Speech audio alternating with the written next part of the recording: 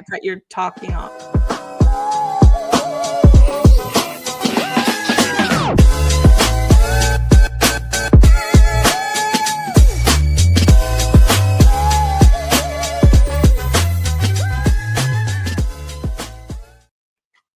Good morning and welcome to another episode of Moms in Real Estate in the Morning. We are so excited because this is one of our favorite weeks of the month where we get to be with our in-house money expert, Danielle McKinley. Hi, friend.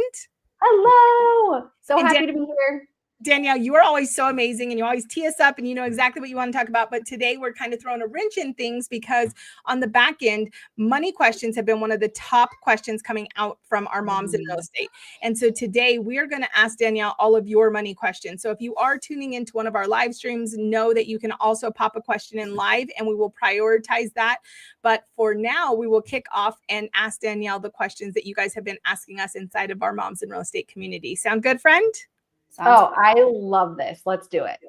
Yay. Okay. So the number one or the first question we have is how can I, as an agent, stay consistent with the budget when my income is unpredictable and expenses seem to pop up out of nowhere? This is such a good one and so common in real estate, in commission-based businesses. So you got to look at your data. And one of the things that happens is we want to resist it because we're like, oh, we'll just go get the next deal, right? And we'll get the next check and then it'll be fine and we'll pay everything off. But that is not a strategy and you can't scale from guesswork. So the best thing that you can do, and it's going to take a little bit of time for you to see the trends, is to begin tracking your cash flow. And you need to understand what are your expenses, like your basic expenses, that your cost of living, like what do you need to pay your mortgage, to pay for your car, your phone? You need to deeply understand those numbers. And you can look at over the last year, let's say, so you could pull what did you make in 2024, or even like what's your year to date for 2025, since we're coming to the end, and divide that total by 12. Okay. And that becomes your average. But as we start to track our cash flow, you're going to be able to give your dollars better jobs, and you're going to be able to better understand the highs and lows, the ebbs and flows in your business, and exactly what you need. So step one, identify how much money you need to survive each month. Step two, look at what your total earnings were divided by 12, and that becomes your average income for the month, and then make your budget based on that. And then you're living from direction and from real numbers versus guesswork. And then once you start tracking or doing your SOTU every month and seeing what's happening, now you can make better decisions. And now you have data to look at over time that's really realistic, really dialed in, and then you can continue to build from there. But you've got to start with cash flow tracking and understanding your monthly expenses. Well, and I would think, Danielle, that would also help identify a gap, right? If you have a gap. And so then you could focus. I know for me as an agent, one of the things that is so motivating and helpful for me is when I make things bite-sized.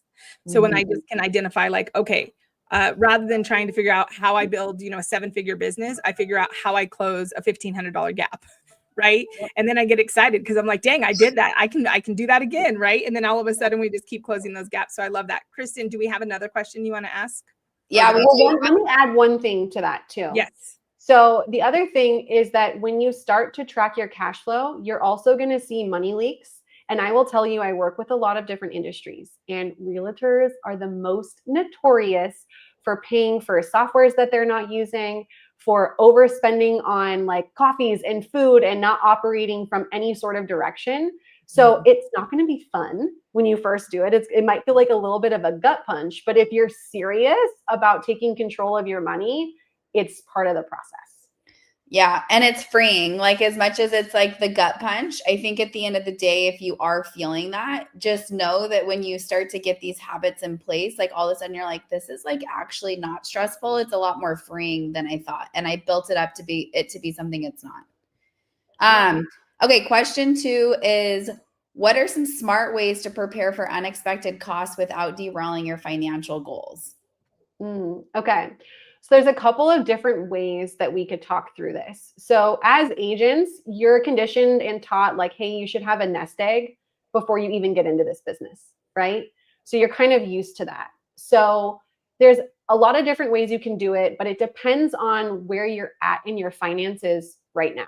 Okay, so I'm going to give you a couple of different options. And because I'm not looking at your specific situation, I may advise you differently if we like sat down for a one-on-one, for example. Okay, so if you're just getting started and you don't have a lot of extra cash flow, when you do your cash flow tracking, you look at how much your monthly expenses are, then you set aside a line item for emergency funds and you start to create the cushion.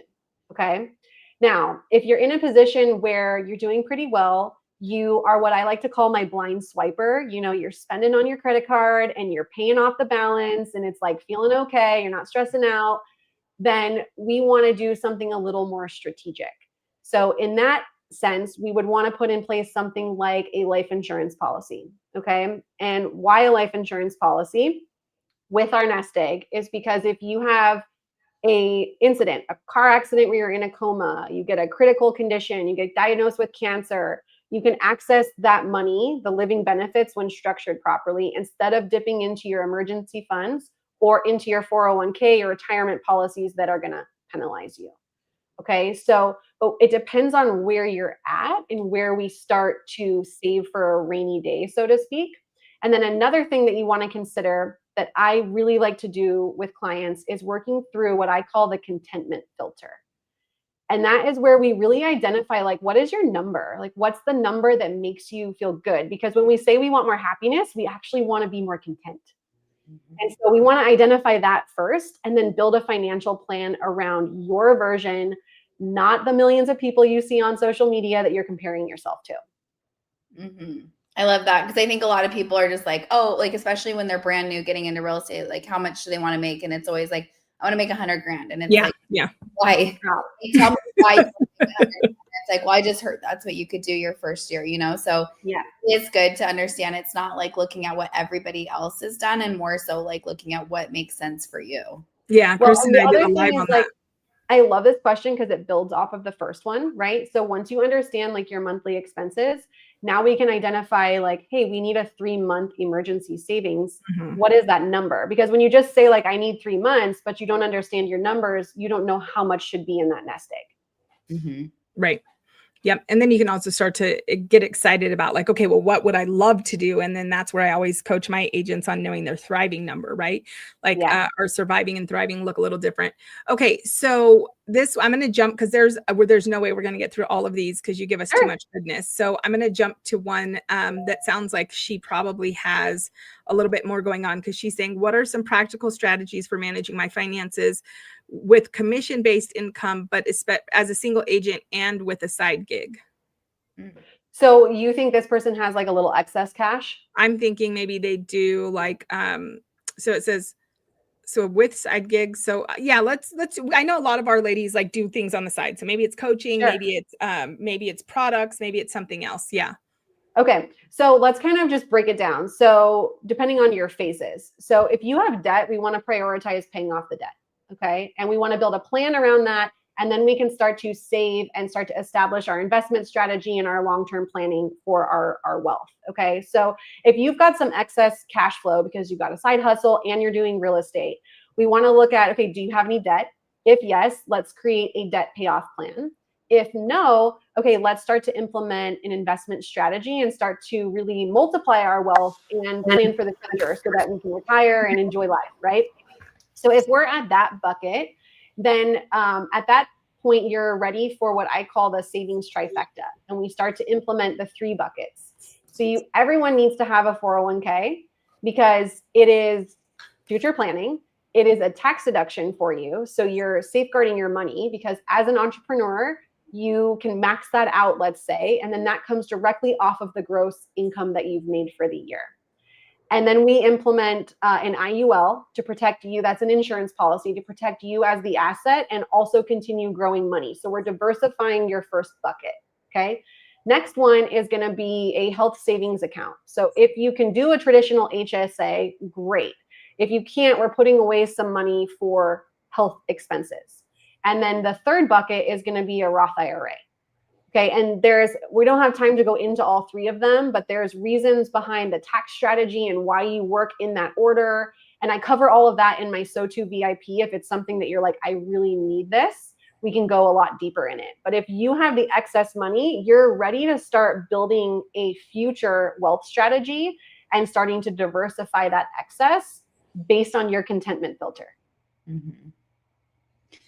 Maybe because you keep mentioning like the so-to, I don't know if they haven't seen you before, because I know we know Danielle comes on here very consistently, but you might be a first timer. So what is it?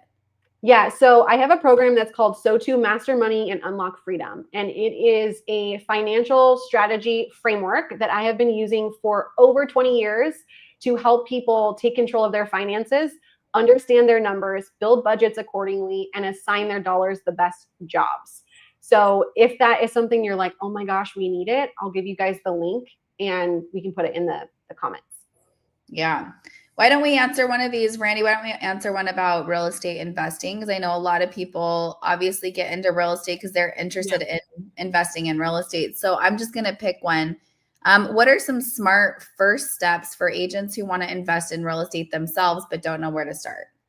Sure. So there's so many ways we could go with this, right? Because there's so many different, like, okay, is it a long-term investment? Is it a short-term rental? Is it a flip? Right? So first you need to identify what playing ground are we going with? The safest one is going to be a long-term rental, because that's going to be I have all three, and it's going to be the easiest for you to safeguard. It's going to be the lowest risk. Now, there's risk no matter what in real estate. Everybody here knows that, but you want to make sure that you're really running the numbers and you have a cash cushion to cover the mortgage if you're going on like the rental side, that you can cover it until you find that person. You also want to think through things like, for example, I have a long-term rental in California, and we usually rent it out for 6 to 12 months. At the end of that, I have expenses. Like I replaced my floors this last time. So you also want to set aside some numbers for, new paint, new carpet, sometimes new flooring. Things break, things happen, right? Now, if you're doing a flip, then we want to really look at the numbers of what is the rehab costs, add an additional 20% to that, because there's always surprises. So I did a flip in Denver and we were at our 20% over budget. Like we made our budget, we factored in the 20%, we used every dollar. It wasn't great. We found a lot of surprises. Okay. So I think it just depends on what is the most attractive to you, and really running the numbers before you make any moves to make sure that it makes sense. And when you do that, you protect yourself and you're going to start building wealth. Now, another thing to think about is if you had a really great year, this is an incredible way to bring down your taxes, because you can do cost segregation on the property, you buy it under an LLC, run it as a business, and that'll drastically reduce the funds that you're going to owe Uncle Sam, which that could become a wash for giving you that safety net for the areas that we just talked about. So good. Another thing too, that is just a really easy hack with us as agents is that, we can leverage our commission towards down payments. And so, if you are not ready, like maybe somebody that you're very close to that you do trust is ready, and maybe that, you could come together. And so you're thinking like, well, I have nothing to bring to the table. Well, you do, because you could use that commission as part of the down, and you wouldn't get it anyways, right? If you didn't sell that house. And so just get really creative. But one of the things I hate, Danielle, is seeing agents miss the opportunity. And I was really, really guilty of this myself. Like I served everybody's real estate needs for a lifetime and never like really got mine in. And then I was like, what the heck am I doing? Right. So I love how you made that bite size. Okay. I think we have time for one more. And so let me just really look real quick. Okay. How can I, as an agent, start building wealth now, even if I feel like I don't have that much money to invest? Oh, who was it? Somebody said this too, Danielle. I feel like this question's really good, because I just was listening to somebody like in my feed, it just popped up, and they were talking about, it's not, and my grandma always said this too, it's not what you make, it's what you spend. And so I love this. I love this question, because you don't have to be a 7-figure real estate agent to build wealth, right? So how can they do that? Yeah. Okay. So let's talk about this. So in today's world, we live in endless comparison. Okay. And if you think about it, when we were kids, like before social media, our comparison ratio was quite small. It was the people we went to school with, our neighbors, family and friends, where we traveled. Okay, but now when we open up social media, especially in real estate, because you're all online, you are every single day seeing somebody who's quote unquote doing better than you. And you're associating that with, okay, that means they're happier than me. And that is why it's so important to start with what is content look like for you.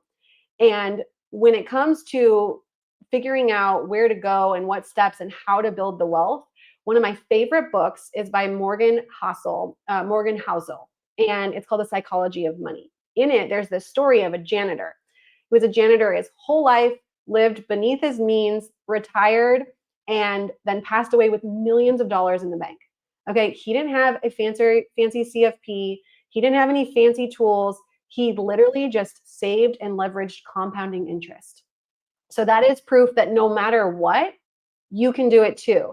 But you have to start somewhere, and the sooner you start, the more you can leverage. And if you don't know a lot about money, which is common for all of us, myself included at one point, I had to go seek this out, and like I am hungry and obsessed and always studying things about money. It's not, you're not behind, okay? So it's just starting with one thing and then being willing and open to ask for help or to go out and learn about it yourself. But even if you just are doing some sort of savings that has a compounding interest component, you're starting to build wealth. That's so good. So what would you suggest for agents? I mean, so what is like the first compounding investment that an agent can make that's newer in their business? So I'm like remiss to give an answer because it's so dependent on where they're at. And I don't want to advise somebody without really seeing what's going on with their situation. And like liability disclaimer, I'm not a licensed CFP. I teach everything from lived experience. So, but having said that, I'm really cautious about saying, hey, this is the one thing you should go do without seeing what's going on with them, because it depends on, like we talked about, do they have some debt? Is it good debt? Is it bad debt? Mortgages are good debt, right? Having a mortgage, that's good debt to have. So it would be, I would rather say, hey, if you're really struggling with where to start, connect with somebody who is an expert on money. It can be me, it can be somebody else that you know, like, and trust, and really sit down to map out your money moves without flying blind or just taking like something you heard on a reel or a live like this and implementing it. Like, let's make sure that it's like, does it meet your contentment filter? Is it right for where your finances stand today? And build from there. This is why we love having you as our money expert. And that's a perfect segue to wrap today. So how would they? So, and I will just say, Danielle's one of those people that is completely approachable, and no matter where you're at, there's not going to be any judgment around that. There's just going to be a true heart and desire to help. So how would they, whether they are like just crushing it and have made six figures year over year and feel like they're just not investing that wisely, or they're brand new, how do they get in contact with you, Danielle? Yeah, so I can give you guys a link. It's like my favorite thing ever to do is to help people understand their money story and build a map that works for them. So I do a 1-hour money mapping session where we'll actually put step-by-steps, like what are your goals? Where do we need to go? And I'll give you a blueprint that's specific for you and then be there to guide you along the way. So I can give you a link where they can book that with me. Money mapping. I say everybody signs up for it, right, Kristen? Honestly, I don't understand how people don't, because it's like we will literally pay for the dumbest stuff, and it's like this is literally how you this is your money. So 100% you should do it. Yeah. And fun fact, it's a tax deduction because you're investing in learning. Yeah. So do you want to continue where you're at, or do you want to make some changes and save some money with the IRS? Well, and I also think one of the things is that most agents, I find, they don't actually want to do more. They just want to leverage more. And you talked about that, right? Yeah. And so it's so interesting to me because agents will consistently be planners, right? They will read the 12-week year and they're like, oh, I'm going to replan my quarter, which you should. And they'll replan their year, but then they never actually go deep and map their money. And the issue with that is like, they just keep doing the same things over and over, and they think they need to make more. And so it's like, I've seen agents that just keep scaling and scaling and scaling up their income. And I've been guilty of that, to where I scale my income, but I'm not scaling my investments. I'm not even creating those. And so like, don't be that person. Take this opportunity. And that's why Moms in Real Estate exists with the money expert for you. So thank you so much, friend, for joining us today and always giving us all the goods. We appreciate you. Thank you. Bye. All right. Bye, ladies. Talk to you soon. Bye.